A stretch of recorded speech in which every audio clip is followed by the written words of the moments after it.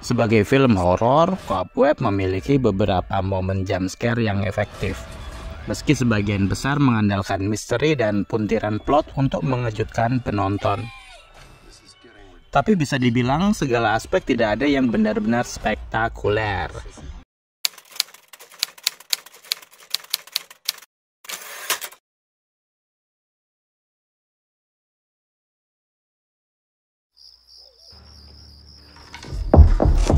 Salam sinema, sahabat sinemalogi.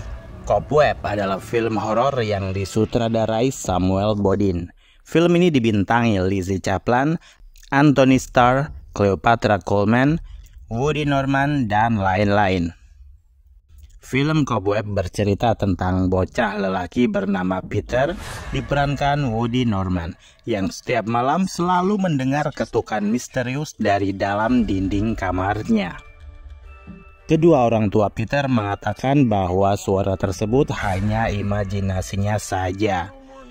Peter yang menjadi korban bullying di sekolah yakin ada sesuatu di kamarnya di rumahnya.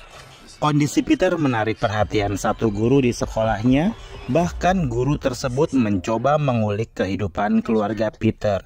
Lambat laun, rahasia kelam orang tua Peter mulai terungkap. Kalian bisa membantu kami dengan klik tombol Super Thanks di bawah video.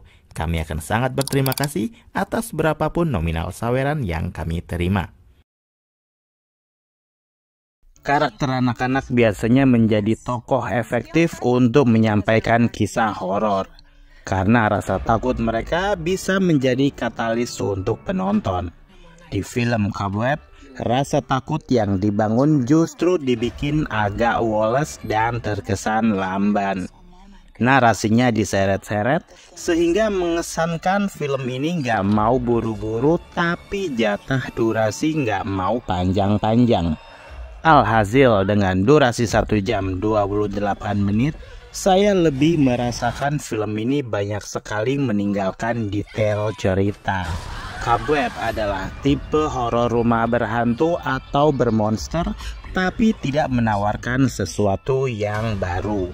Tidur di kamar sendiri, mendapat gangguan, ngadu ke ortunya ngeyel kalau itu cuman halusinasi, sampai sang makhluk halus muncul.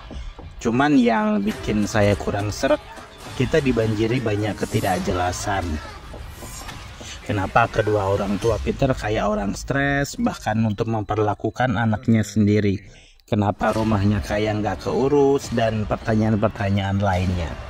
Meski pada akhirnya segala penasaran itu terjawab, namun narasi yang lamban membuat penonton merasa capek duluan.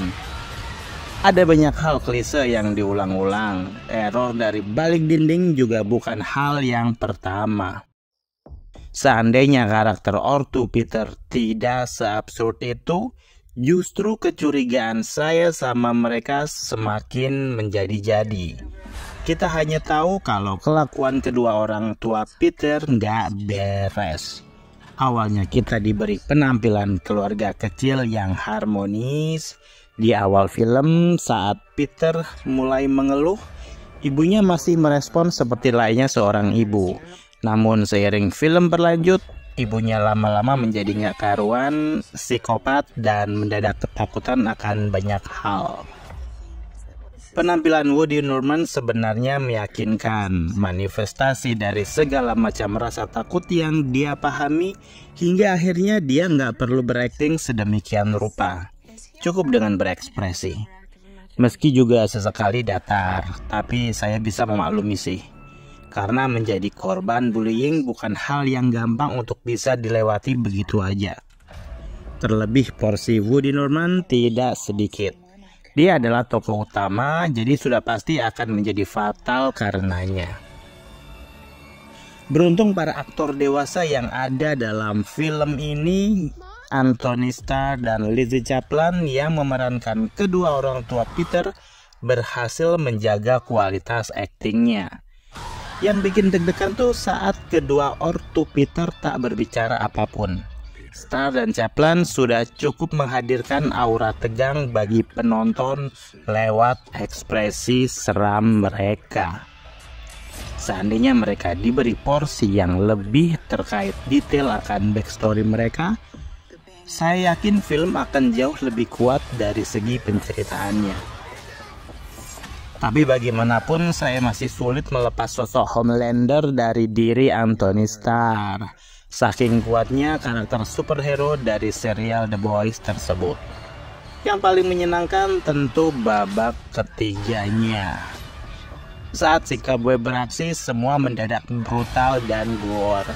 Tapi tetap saja saya merasa porsi itu masih kurang. Lalu setelah muncul, seketika menjadi aneh karena film ini meninggalkan pertanyaan kecil tapi mengganjal.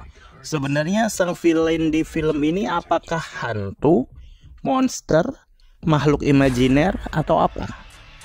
Saya bahkan sempat berpikir bahwa tokoh jahat di film ini adalah mutan yang hasil mutasinya itu menjadi sangat menyeramkan.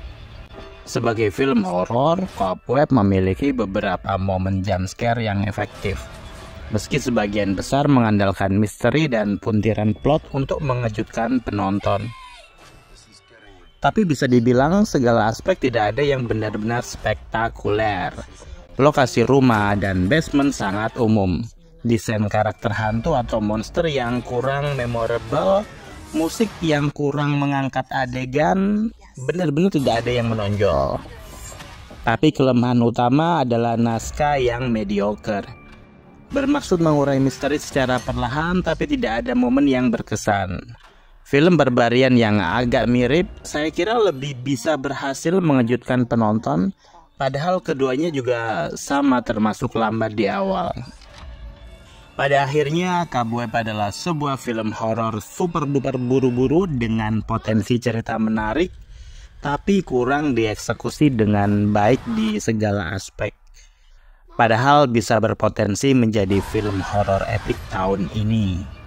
Semoga film debutan sang sutradara Samuel Bodin ini bisa menjadi awalan untuk bisa membuat film yang lebih kecil lagi dan lebih panjang lagi durasinya.